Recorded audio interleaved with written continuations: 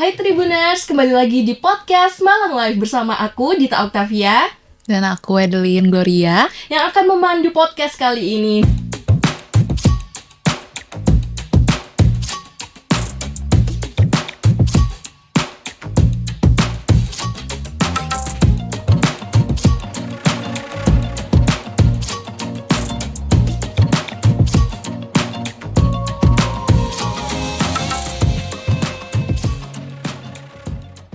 Nah, kali ini kita akan kedatangan tamu yang sangat spesial dari ISEC dari Universitas Brawijaya, yaitu Kak Meiko. Nah, Kak Meiko ini merupakan anggota aktif dari ISEC di Universitas Brawijaya. Untuk podcast kali ini kita akan membahas seru-seruan tentang program apa aja yang ada di ISEC dan juga apa sih itu ISEC, dan kita akan menanyakan juga tentang pengalaman-pengalaman seru yang Kak Meiko sudah jalanin sebagai anggota aktif. So, langsung aja kita mulai yuk. Nah, halo Kak Meiko. Halo. Nah, untuk pertanyaan pertama nih Kak, mungkin bisa kenalan dulu di Tribuners yang belum kenal dari Kak Meiko ataupun ISEC itu apa sih? Oke, halo Tribuners ya. Jadi perkenalkan, nama aku Muhammad Meiko Prasunanda, biasa dipanggil Meiko, dan saat ini aku menjabat sebagai Local Committee Vice President of External Relations and Business Development ISEC Universitas Brawijaya tahun 2024 gitu. Terus kalau ngomongin tentang ISEC sendiri itu apa? Jadi ISEC itu basically itu merupakan suatu organisasi kepemudaan. Jadi kalau kita ngomongin tentang kalau di Universitas Brawijaya itu ada organisasi mahasiswa, kita merupakan salah satu organisasi mahasiswa yang ada di Universitas Brawijaya. Akan tetapi ISEC ini agaknya itu lebih spesial ya di antara dengan organisasi lain. Karena apa? Karena kita merupakan cabang dari ratusan ISEC yang ada di seluruh dunia. Jadi ISEC Universitas Brawijaya ini merupakan salah satu cabang dari 26 local chapter yang ada di Indonesia dan juga dari 126 cabang yang ada di ISEC Global. Jadi kita merupakan organisasi internasional yang bergerak di bidang kepemudaan, leadership, kemudian project, volunteering, SDGs, dan utamanya kita berada di Universitas Brawijaya karena kita merupakan salah satu organisasi mahasiswa juga. Seperti itu. Oke, berarti ISEC ini merupakan organisasi global ya kalau bisa dibilang. Betul. Oke, nah untuk ceritanya tentang ISEC sendiri itu, mungkin ISEC ini dari kepanjangan dari suatu ya. Kalau boleh tahu ISEC itu kepanjangan dari apa sih? Waduh, ini pertanyaan yang sulit sih sebetulnya Kak ya. Karena apa? Karena sekarang itu kita sudah nggak pakai lagi kepanjangan ini gitu. Kalau nggak salah ya, kalau saya salah mohon maaf juga gitu. Kebetulan saya masuk di ISEC itu tahun 2021. Itu pas masih maba juga gitu. Dan pada saat itu saya juga nggak dikasih tahu sih sebetulnya kepanjangan dari ISEC itu apa. Tapi setelah saya cari tahu, ternyata ISEC itu hadir dari beberapa kumpulan pemuda yang dulunya itu mereka sadar bahwa kok dunia ini perang terus ya gitu. Dulu tuh ISEC itu mulai lahir setelah Perang Dunia Kedua itu selesai gitu. Setelah Perang Dunia Kedua itu selesai, mereka masih masih ada perang-perang kecil kayak di Vietnam masih ada perang kecil, di India bahkan di Indonesia kayak agresi militer itu masih tetap berjalan. Dan ada beberapa pemuda yang dari Perancis itu menginisiasi bahwa cross cultural understanding atau sesuatu hal yang mana kita menyatukan berbagai macam kebudayaan di dalam satu tempat itu merupakan suatu hal yang baik dan bisa mendamaikan seluruh dunia. Oleh karena itu ISEC lahir di Prancis dan kepanjangannya itu pakai bahasa Prancis Kak. Dan saya juga agak lupa sebetulnya takut salah nyebut juga gitu. Tapi nanti mungkin kalau di Google itu masih ada, tapi nowadays kita udah nggak pakai lagi kepanjangan itu dan kita coba menyebutnya ISEC gitu. Dan ISEC itu identik gitu ya? Iya, ISEC dan identiknya dengan kepemudaan, leadership dan juga perdamaian dunia. Seperti itu. Oke, menarik banget Menarik ya. banget sih asal-usulnya. Kalau mungkin ISEC ini kan lahir di Prancis ya, di luar lah. Iya. Mungkin juga kan seperti yang Kak Meiko bilang, kalau ISEC ini meraungi atau exposure-nya itu ada di berbagai tiap negara ya. Iya, betul. Nah, mungkin untuk yang anggota seperti Kak Meiko ini yang mungkin dulunya masuk baru pertama kali waktu semester awal. Semester awal masuk, kan ini kan bisa dibilang kayak organisasi global. Itu boleh nggak sih kalau mungkin ada yang keterbatasan dalam bahasa gitu, boleh ikut nggak? Oke. Ini memang jadi satu pertanyaan yang selalu ya ditanyakan oleh seluruh member, bahkan kalau kita ada namanya program kerja, project or event yang kita conduct gitu, pasti tanya, "Kak, kalau nggak bisa bahasa Inggris ikut ISEC gimana?" gitu. Itu sebetulnya adalah pertanyaan yang saya tanyakan ketika saya maba dulu, Kak. Gitu. Karena kalau ngomongin tentang bahasa Inggris, fluennya itu saya juga nggak terlalu fluent sih sebetulnya, cuman tahu aja kayak saya itu I, you itu kamu gitu. Tapi setelah saya masuk, ternyata ISEC itu menerima semua orang gitu. Karena salah satu value dari ISEC itu adalah living diversity. Jadi kalau kita ngomongin tentang ISEC value ada 6 gitu. Salah satunya ada living diversity, di mana kita menerima semua orang yang mau belajar. Keberagaman itu diterima ya? Betul. Keterbatasan yang dipunyai gitu. Oke, menarik. Mau belajar, pokoknya dalam hal leadership, masalah bahasa Inggrisnya kayak gimana, nanti akan kita belajar bareng-bareng. Pokoknya mau belajar aja, kita akan belajar bareng-bareng di sini, kita akan terima semuanya, dan nantinya kita akan memberikan banyak sekali impact kepada lingkungan sekitar kita. Seperti itu. Kalau Kak Meiko sendiri, apa nih cerita Kak Meiko biar jadinya pingin gitu ikut ke ISEC sendiri ya gitu? Ada cerita uniknya gitu? Kalau saya dulu sih, kenapa ikut ISEC ya? Karena FOMO aja sih sebetulnya gitu. Dulu kan masih maba, terus kalau masih maba di UB itu biasanya ospeknya 6 bulan ya gitu. Apalagi anak saya dari Fakultas MIPA ya. Agak panjang juga gitu. Jujur dulu jenuh banget sih, karena Dan kalau masih online juga masih kan? online juga gitu. Ospeknya di depan laptop gitu, nggak di depan orang-orang tapi di depan laptop.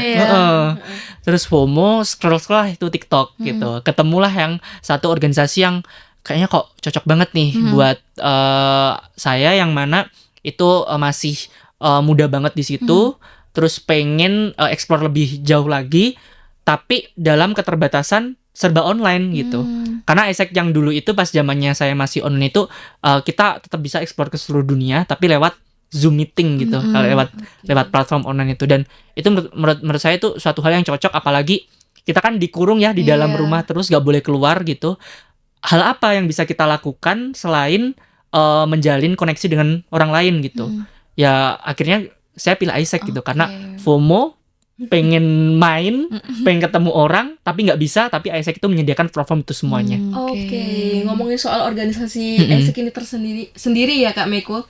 Ini kan organisasi kampus ya berarti, yang mungkin tapi kan bisa dibilang organisasi global. Berarti untuk di Malang Raya sendiri ini kan banyak kampus.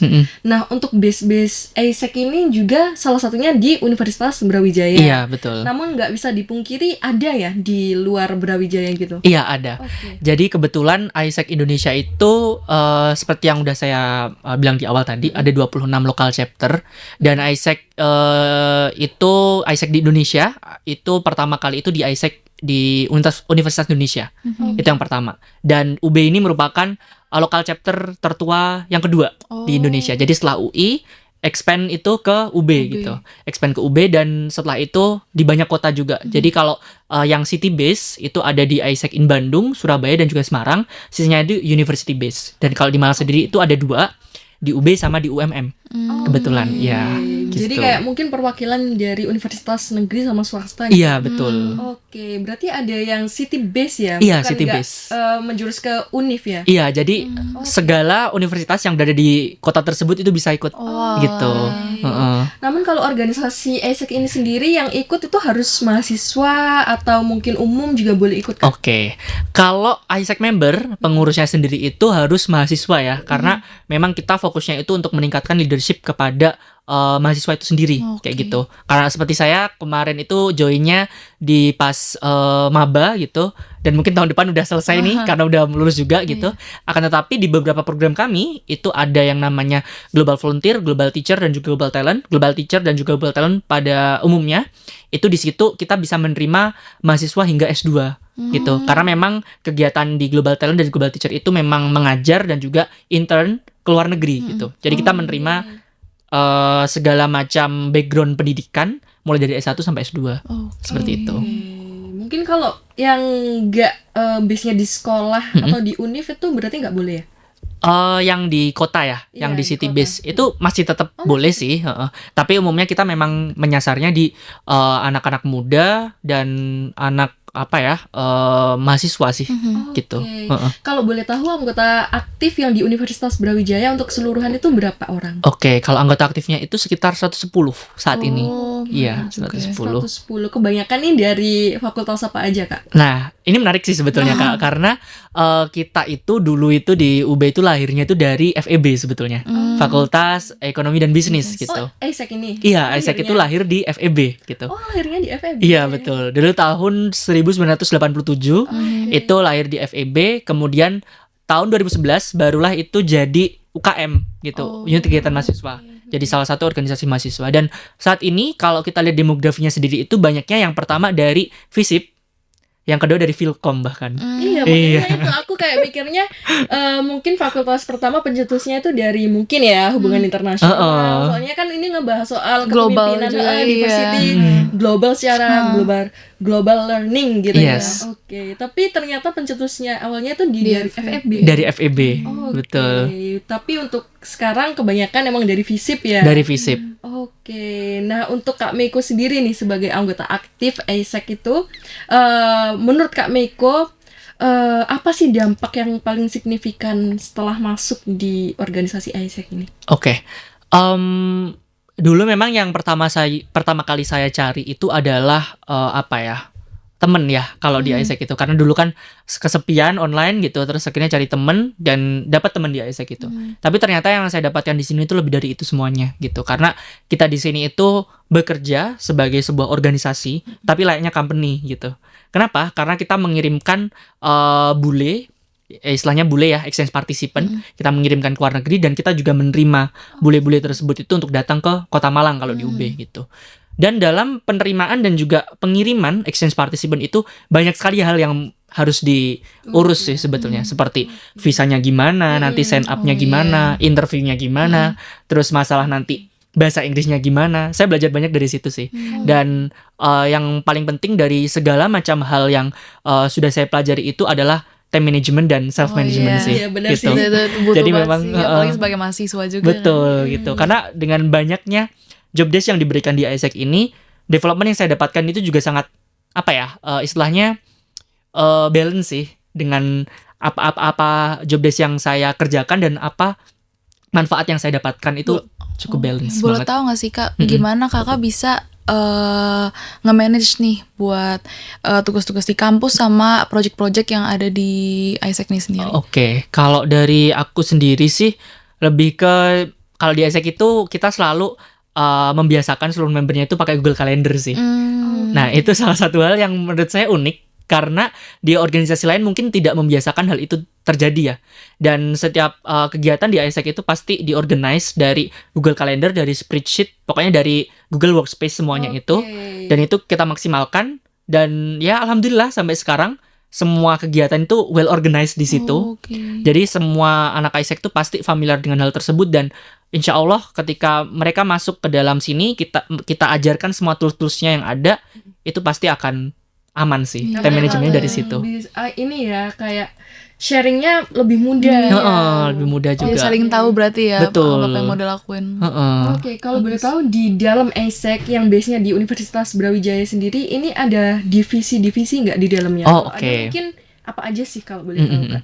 Oke, kalau di AIESEC itu sendiri, tadi yang sudah sempat saya spill dikit ya di awal, tadi kalau ngomongin tentang AIESEC ini, tidak hanya sebuah organisasi, tapi kita di sini bekerja sebagai layaknya company gitu ya.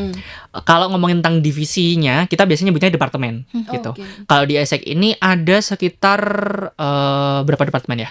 Ada 6 sampai 7 kalau nggak salah departemen. Yang pertama itu adalah departemen Finance, Governance and Legal gitu. Di situ ngurusin tentang gimana cash flow, keluar masuknya uang, apalagi uang yang dari project, dari sponsor, dari partner seperti itu. Kemudian ngurusin juga tentang legalitinya. Misalkan kita lagi adain kerjasama nih dengan Tribun misalkan ya, itu nanti akan diurusin sama divisi legalnya di situ. Terus termasuk beberapa kali kesempatan itu kita tidak menutup mata, menutup telinga juga ya, karena kalau kita mendatangkan bule itu dan mengirimkan bule itu kan pastinya kan akan ada beberapa hal yang akan apa permasalahan kita temui gitu. Iya. Oke. Dan itu permasalahannya itu kita akan urusin bersama-sama di situ juga gitu. Finance, governance, and legal itu ngurusin tentang hal-hal tersebut gitu. Oke. Yang kedua ada talent management. Di sini simply as kita ngurusin HRD-nya gitu. Oke. Kita ngurusin talentnya. Ketika nanti kita akan ada rekrutmen, nanti yang ngurusin adalah talent management ini. Kayak talent acquisition gitu Betul, ya? ada talent acquisition. Kemudian ada talent intelligence. Talent intelligence itu ngurusin member performance. Jadi kalau tiap bulan member kita tuh kita track. Apakah member ini tuh sudah terdevelop atau belum? Apakah member ini itu sudah menjalankan job desk-nya atau belum? Apakah target yang diset oleh tim leadernya ataupun manajernya itu sudah achieve atau belum? Atau apakah overachieve atau underachieve? Dan kalau misal underachieve, kita nanti akan berikan evaluasi. Bagusnya gini ya, yang kurang ini ya, ditambah ini ya. Tapi kalau overachieve, kita akan berikan apresiasi juga. Oke, berarti Seperti di itu. anggotanya juga ada KPI ya? Betul, ada KPI, ada MOS, ada OKR juga, mungkin kalau familiar di company gitu. Dan ini memang hal yang terus-menerus kita terapkan gitu Kak di ISEC. Itu yang kedua ya, dari TM, Talent Management tentang Human Resource Development-nya. Yang ketiga ada marketing. Kebetulan kita ada beberapa produk yang program yang akan kita jalankan seperti Global Talent, Global Teacher, ada ISEC Future Leader, ada Local Project. Nah, itu nanti akan masuk marketing. Bagaimana marketing itu melihat market di UB, market di Malang ini sesuai dengan produk yang kita sedang bikin gitu. Jadi program-program yang akan kita laksanakan, proker-proker ini tuh nanti akan kita laksanakan market research terlebih dahulu. Kita lihat apakah di Malang ini sudah sesuai dengan program personanya dari ISEC itu. Kalau sudah sesuai, nanti akan kita eksekusi dan kita akan coba marketingkan juga. Kita akan lihat juga gimana growth-nya di Instagram itu seperti apa. Terus mungkin kita bikin other marketing strategies yang mungkin bisa kita implement nanti ke dalamnya itu seperti apa gitu. Sehingga nanti target-targetnya itu bisa sesuai juga. Oke, berarti Seperti ini itu. based on project ya? Iya, based on project. Kalau marketing ya? Marketing. Itu yang ketiga ya Kak ya, ketiga. Yang keempat ada external relation and business development. Kebetulan departemen saya, di sini saya yang mimpin juga gitu. Kalau di external relation and business development ini, yang pertama fokusnya di external relation. Seperti ini kita sedang menjalankan podcast bersama dengan Tribun, yang merupakan salah satu istilahnya pekerjaan dari brand media activation gitu. Kalau di ISEC itu ada seperti itu. Kemudian ada juga network maintenance. Kalau di network maintenance itu kita akan ngurusin tentang gimana hubungan kita ke pemerintah, gimana hubungan kita ke universitas gitu, bagaimana hubungan kita dengan antar organisasi mahasiswa. Kemudian ada juga outreach. Kalau outreach itu kita cari partner-partner yang strategis untuk kita ajak kolaborasi gitu. Jadi kita memang banyakkan kegiatan itu melibatkan partner, karena kita lihat partner itu memang suatu hal yang bisa kita gandeng dan kita bisa expand our market lewat partner ini gitu. Kemudian ada juga business development. Kalau business development ini kita akan mencarikan sponsorship sih sebetulnya dan partnership, karena kita memang membutuhkan dana ya untuk melakukan segala macam program kerja. Tapi balik lagi di business development ini kita akan sesuaikan juga dengan program kita. Program kita itu masuknya itu di produk apa, di bagian yang mana, seperti itu. Itu external relation and business development. Oke, menarik banget ya Menarik Kak banget. Emilian. Jadi banyak banget kayak Iya. perusahaan beneran. Aku boleh tahu nih nggak Kak, kalau misalnya tadi kan yang departemen marketing berarti Iya. dia ngelihat nih market-market di UB nih kayak gimana, di Malang tuh kayak mana.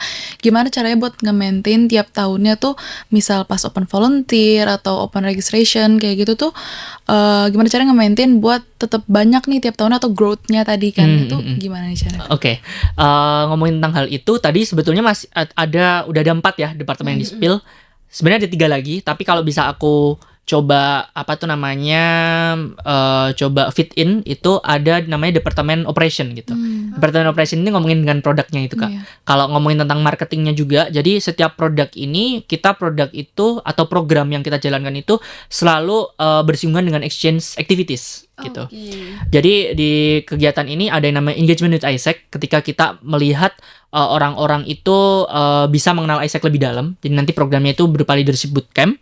Kemudian yang kedua itu adalah global exchange. Jadi ada global teacher, global talent, dan juga global volunteer. Kalau global teacher itu untuk mengajar ke luar negeri, kita mencari orang di Malang yang mau mengajar ke luar negeri.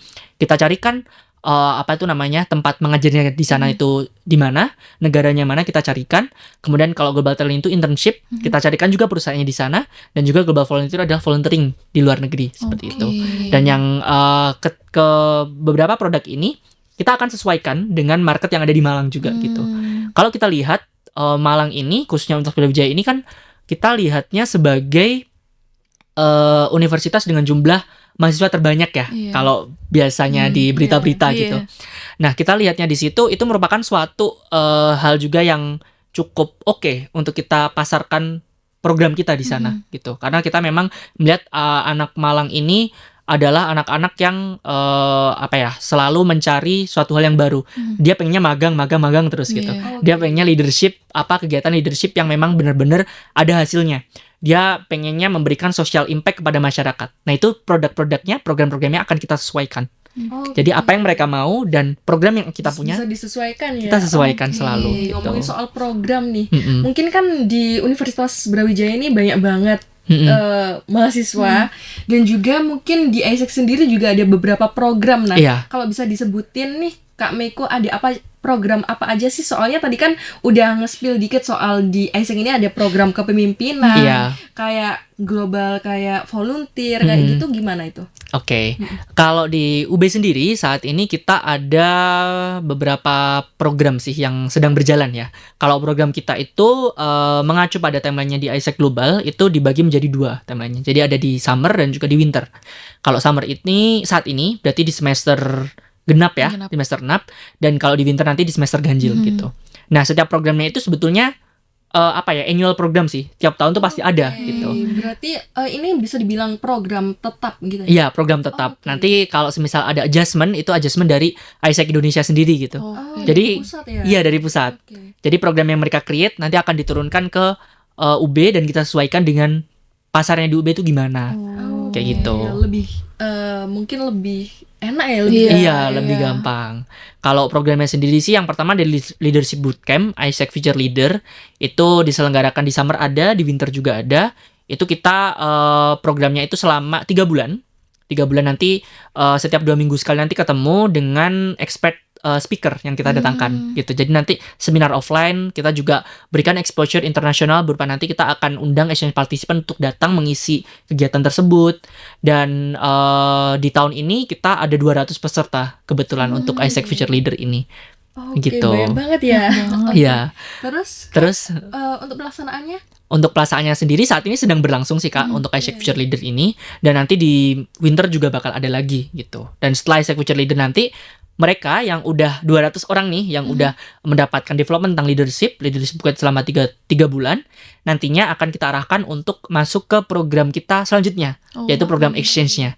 Jadi ada Global Teacher, Global Talent, dan juga Global Volunteer. Biasanya yang paling ramai sih Global Volunteer ini ya, karena kita lihat memang orang-orang itu cenderung maunya liburan daripada intern, daripada mengajar gitu, lebih baik liburan. Itu jadi nanti mereka ingin di negara mana, kita carikan partner di AIESEC di sana. Misalkan nih dari kakaknya pengen masuk ke volunteering di Korea gitu. Kita akan hubungi AIESEC di Korea sana. Di sana ada nggak nih program yang bisa nerima volunteer dari Indonesia gitu untuk kita kirimkan di sana. Kalau bisa nanti kita akan coba uruskan semuanya. Kita nanti akan coba bantu untuk administrasinya dan semuanya sehingga nanti kakaknya tinggal berangkat aja ke sana dan melakukan berarti kalau misalnya project per summer sama winternya tuh di tiap cabang mau di seluruh dunia ini biasanya dilakuinnya tuh bersama-sama gitu ya? Iya, bersama-sama. Kayak project ini kayak continuous gitu Kak? Iya, continue banget. Kemarin itu sempat vakum karena COVID aja sih. Jadi untuk COVID itu Global Volunteer memang stop. Kita bisanya cuma Global Talent, Global Teacher karena internnya kan bisa remote ya.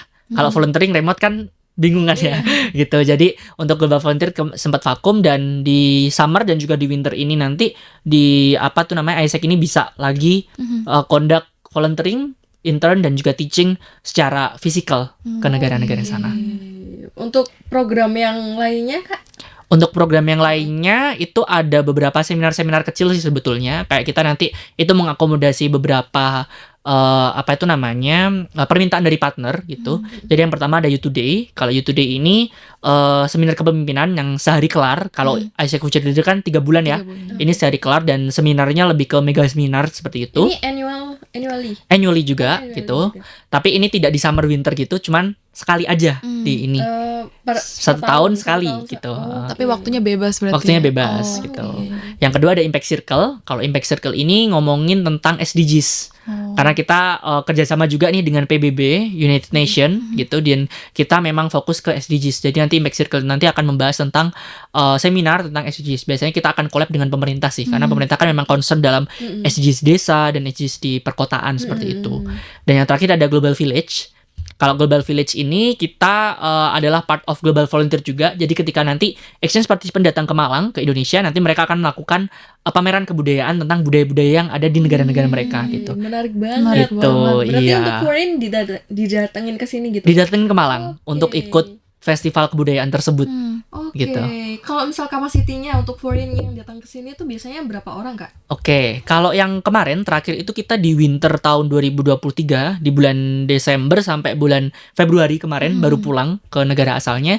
Itu kita sampai 20 exchange participant datang ke Indonesia, ke Kota Malang, ke UB gitu. Oh, spesial ya? Iya, Kalau spesial. nggak UB gitu Heeh. ya.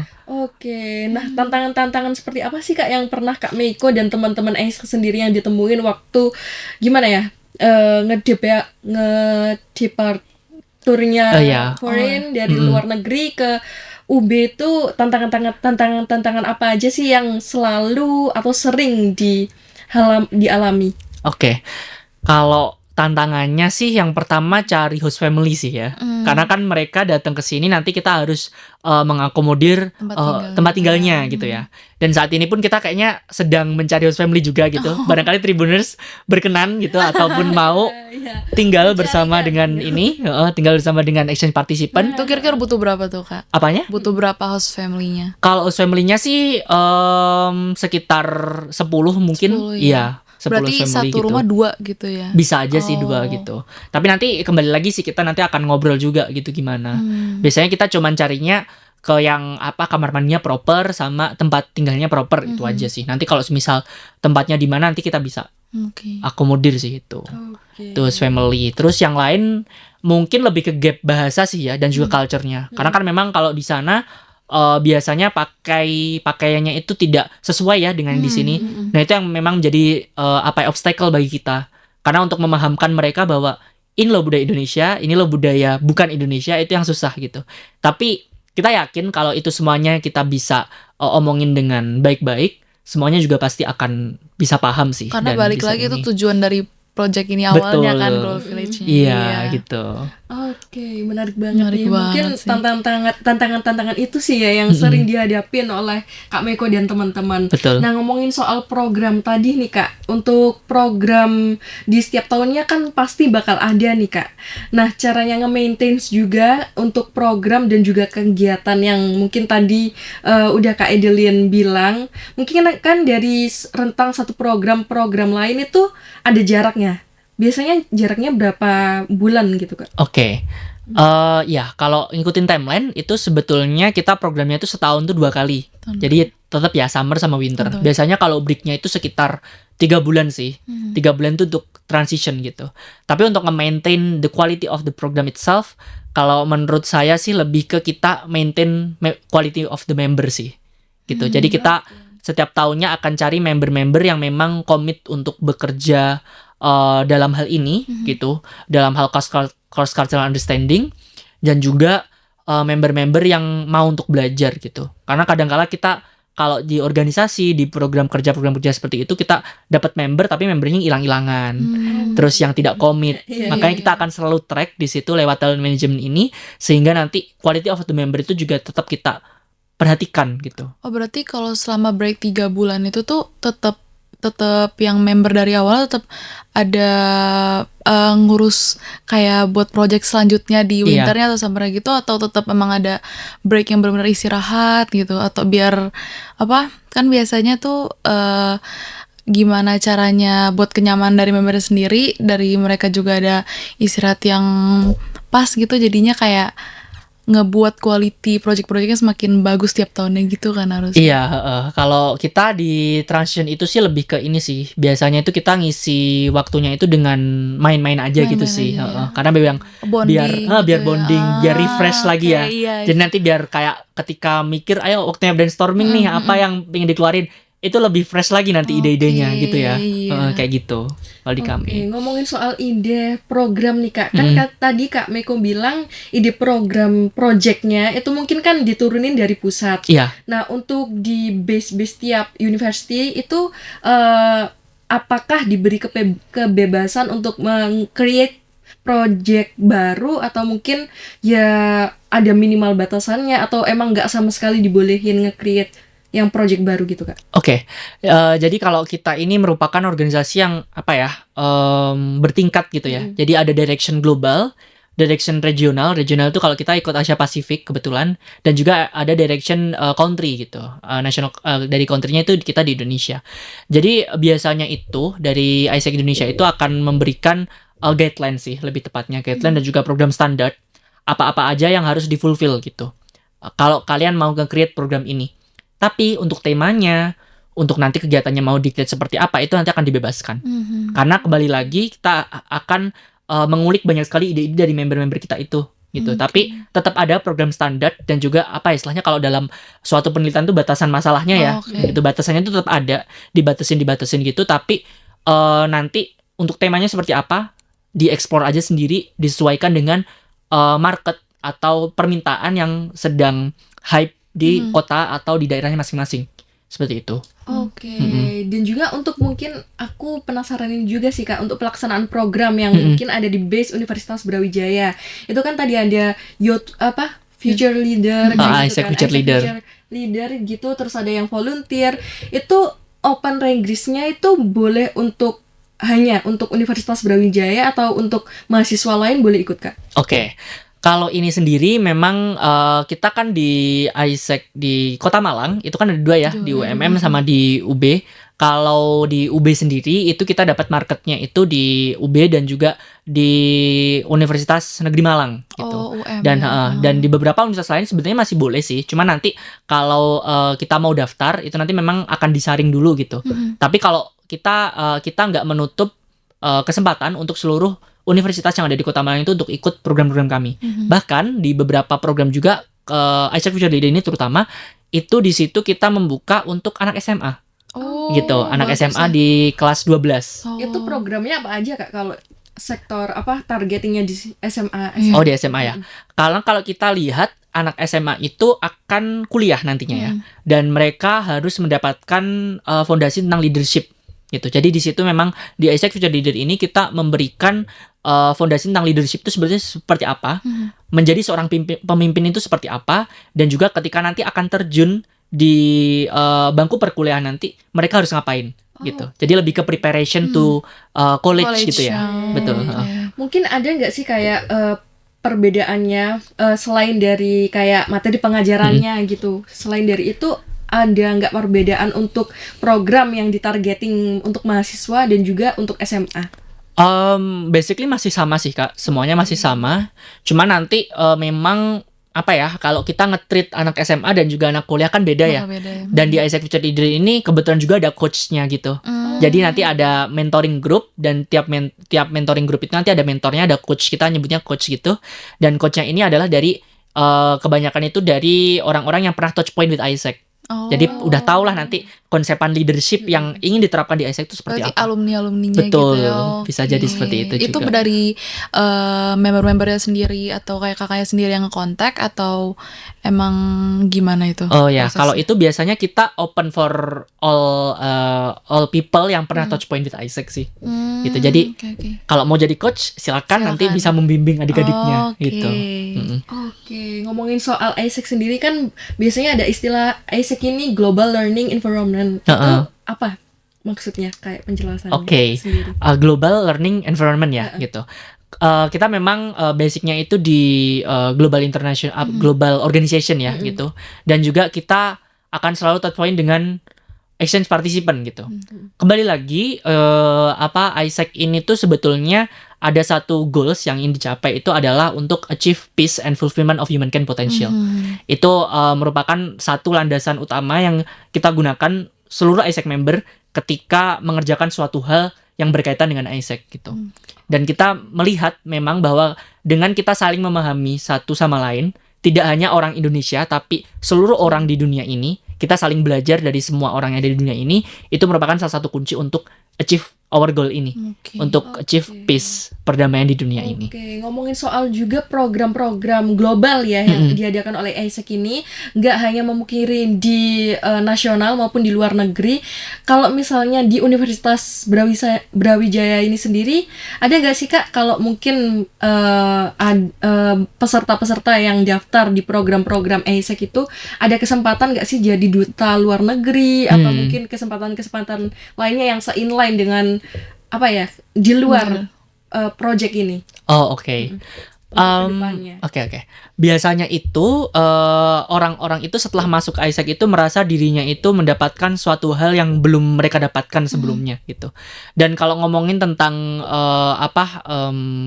kegiatan lain di luar AIESEC itu, memang apa yang mereka dapatkan di AIESEC itu nanti bisa diterapkan di luar sih, terutama di practical skill dalam hal bahasa Inggris ini gitu. Karena memang kita secara tidak langsung kita komunikasikan banyakan in English gitu. Dan juga kita mengerjakan suatu halnya dalam bahasa Inggris, dan itu sih sebetulnya yang bisa dijadiin bekal untuk nanti bisa keluar gitu. Karena dengan bahasa Inggris ini bisa menjadi suatu kunci gitu untuk nanti melangkah ke pintu-pintu selanjutnya.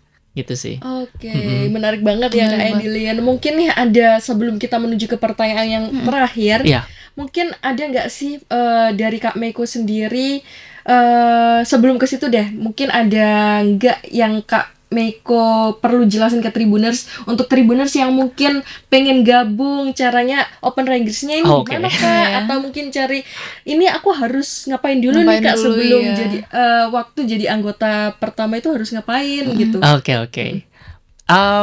Nanti akan kita ada open recruitment ya, anggota baru di AIESEC, namanya Join AIESEC. Itu nanti di sekitar bulan Agustus sampai bulan September, itu bertepatan dengan